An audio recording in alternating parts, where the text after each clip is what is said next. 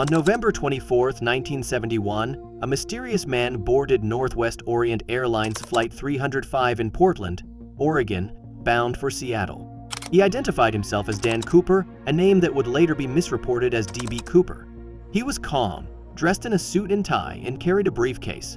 But what began as an ordinary flight soon turned into one of the greatest unsolved mysteries in aviation history.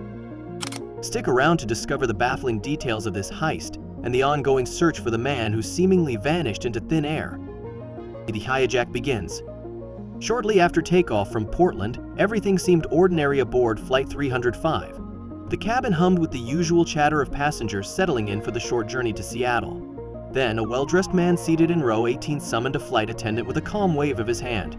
Handing her a note, he leaned back in his seat, lighting a cigarette as though he had all the time in the world.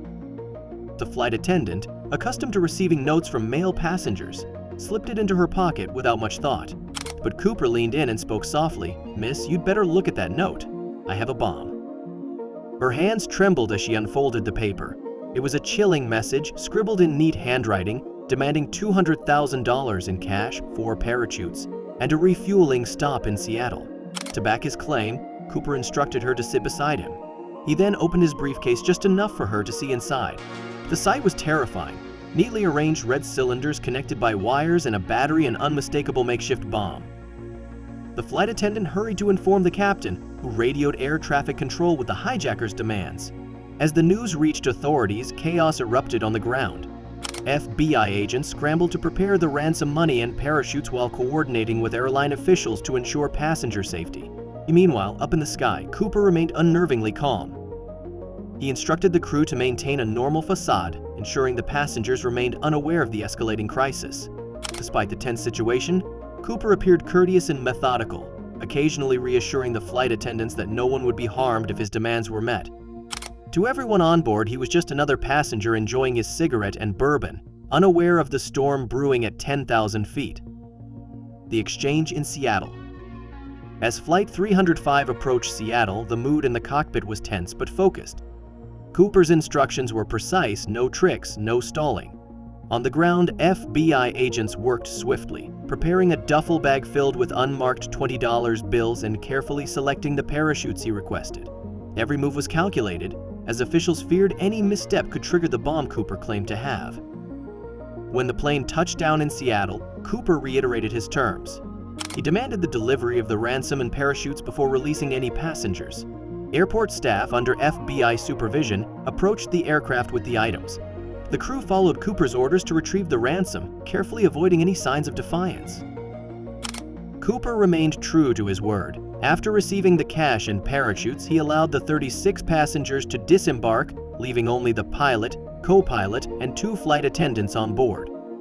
His next move stunned the remaining crew. He directed the pilot to plot a course toward Mexico City, insisting the plane maintain a cruising altitude of 10,000 feet. To add to the challenge, he ordered the landing gear to remain down and the flaps partially extended, measures that would significantly reduce speed.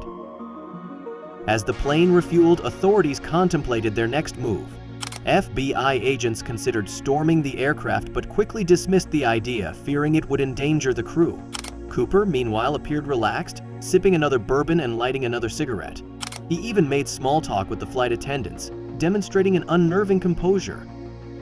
His knowledge of aviation procedures added another layer of intrigue. He seemed aware of the Boeing 727's unique rear stairway, a feature that could be deployed mid-flight, which hinted at a carefully crafted plan. Cooper's confidence unnerved everyone. Who was this man, and how did he know so much? He jumped into oblivion. As the aircraft soared into the night skies over Washington state, the atmosphere on board was a strange mix of tension and eerie calm. Cooper was a man of few words, sitting silently with his briefcase and parachutes.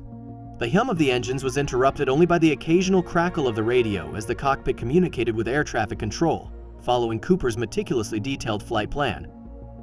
At approximately 8 p.m., Cooper decided it was time. He ordered the remaining crew into the cockpit, warning them to stay put. No one dared to disobey. Alone in the cabin, Cooper methodically strapped on one of the parachutes and secured the ransom money to his body. Then, with the precision of someone who had rehearsed this moment, he lowered the rear stairs of the Boeing 727, a maneuver that would typically require insider knowledge of the aircraft's design. the icy wind roared through the cabin as Cooper prepared to make his daring escape. At an altitude of roughly 10,000 feet and over a dense forested area near the Lewis River in southwestern Washington, he leapt into the darkness. It was a leap into the unknown, with only the freezing night air and rugged wilderness below. When the plane landed safely in Reno, Nevada, hours later, Cooper was gone. The crew, still shaken, recounted the surreal events to authorities. The FBI immediately launched one of the largest manhunts in history. Using radar data and witness accounts, they pinpointed a vast search area in the Pacific Northwest. But the dense forests and mountainous terrain made the task nearly impossible. The search team scoured the region for weeks, but no trace of Cooper, the parachutes, or the ransom money was found. It was as if he had vanished into thin air, leaving behind only questions and a legacy of mystery. Was he a skilled parachutist who escaped undetected, or did the harsh conditions of the jump spell his doom? The FBI was left with no answers, and the manhunt became a legend that continues to baffle investigators and thrill enthusiasts to this day. The clues and dead ends. In the years following the infamous heist, the mystery of DB, Cooper deepened as new clues sporadically surfaced, each one offering more intrigue than resolution. Perhaps the most compelling discovery came in February 1980, when an 8-year-old boy named Brian Ingram stumbled upon a decaying bundle of cash while digging along the sandy banks of the Columbia River near Vancouver, Washington. The boy's parents immediately contacted authorities, who verified the find. It was $5,800 in $20 bills, 3 bundles of deteriorated notes, still bound by the original rubber bands.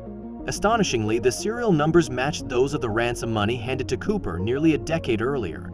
Investigators and experts flocked to the scene, hoping this long-awaited break might finally unravel the case. Yet the discovery only deepened the enigma. How had the money traveled over 20 miles from the estimated jump zone to the Columbia River? The location was far from Cooper's likely flight path, and the river currents wouldn't easily account for the cash's presence.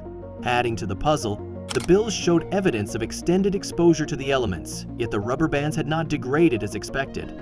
Theories ranged from the money being buried intentionally as a diversion to it being carried downstream after Cooper lost it during his escape. The discovery reignited public fascination, but it was far from the only lead that emerged over the years. The FBI pursued countless tips, ranging from eyewitness reports to confessions from individuals claiming to be Cooper.